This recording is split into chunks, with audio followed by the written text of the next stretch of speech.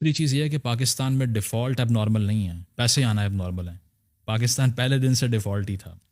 Even جناح صاحب was the first مین جنہوں نے آتے ساتھ امریکہ سے $5 ارب کی ایڈ مانگی تھی، اور پہلی پاکستان میں شپمنٹ ویٹ کی 1949 میں آ چکی تھی۔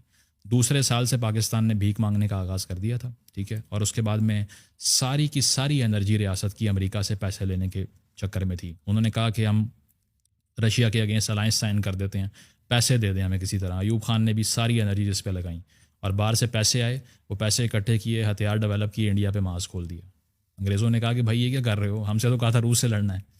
تو یہ ہے کہ 65 وار میں ایک ڈاؤن فال ایسا شروع ہوا اس کے بعد سے کہ اس سے پہلے سو کال ڈیکیڈ آف ڈیولپمنٹ آپ کہتے ہیں کہ پاکستان بڑا امیر ہو رہا تھا، تو وہ باہر سے پیسے آ رہے تھے، کمانے تو آپ نے سیکھے ہی نہیں۔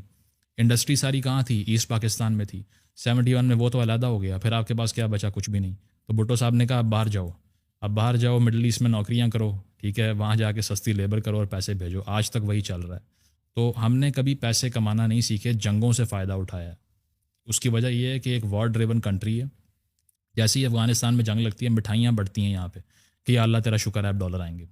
اب مسئلہ یہ ہے کہ امریکہ چلا گیا، تو ڈالر آنے کا کوئی طریقہ نہیں ہے۔ اور جب بھی پاکستان کی اکانومی میں بوم آیا، وہ باہر سے پیسہ آیا، یہاں سے کچھ ڈیولپ نہیں کیا۔ سارا اکنامک انالیسس کرنے پاکستان کے 70 سال کا، یہی ملے گا آپ کو کہ ایوب صاحب پیسے لے رہے تھے امریکہ سے، اکانومی بہتر ہو گئی، ٹیمپرریلی ہوئی، ٹھیک ہے، وہ ختم ہوا 65 وار کے بعد۔ 71 میں پاکستان علیحدہ ہو گیا۔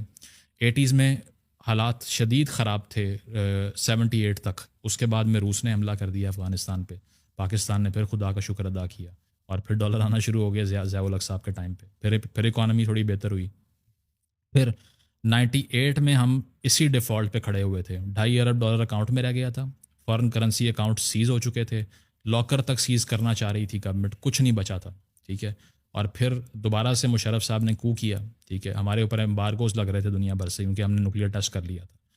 تو اللہ تعالیٰ بھلا کرے اسامہ بن لادن کا کہ اس نے ٹوئن ٹاور والا اٹیک کیا، وار آن ٹیرر شروع ہوئی، مشرف صاحب نے کہا یا اللہ تیرا پھر شکر، تیسری بار اب ڈالر آئے گا، وار آن ٹیرر شروع ہو گئی، پھر پیسے آنا شروع ہو گئے۔ مشرف صاحب کو لوگوں نے کہا یار کتنا زبردست اکنامک مینیجر ہے۔ تو ہم نے کبھی پیسے کمانے پہلے دن سے نہیں سیکھے، ہم صرف پلاٹ خریدنے اور بیچنے آتے ہیں۔ ریئل اسٹیٹ ماڈل ہے آپ کا، اور وہ ایک ببل ہے۔ آپ نے پلاٹ خریدا میرے سے تو پیسے میری جیب میں چلے گئے، اور میں نے جا کے اسی پیسے کا آپ سے ایک اور پلاٹ لے لیا جا کے، وہ پیسے ادھر ہی سرکولیٹ ہوئے جا رہے ہیں، ویلتھ کریشن کیا ہے؟ زیرو ہے۔ تو آپ وہ کر ہی نہیں سکے کام جو ہندوستان نے کر لیا، انہوں نے اپنی انڈسٹری ڈیولپ کی۔ یہاں پر سب سے سکسیزفل آدمی پاکستانی ڈریم پاکستانی کون سا ہے جو ریئل اسٹیٹ میں کوئی کام کر رہا ہے؟ وہ کہتے ہیں نا the American dream, the Pakistani dream is to become Malik Riyadh.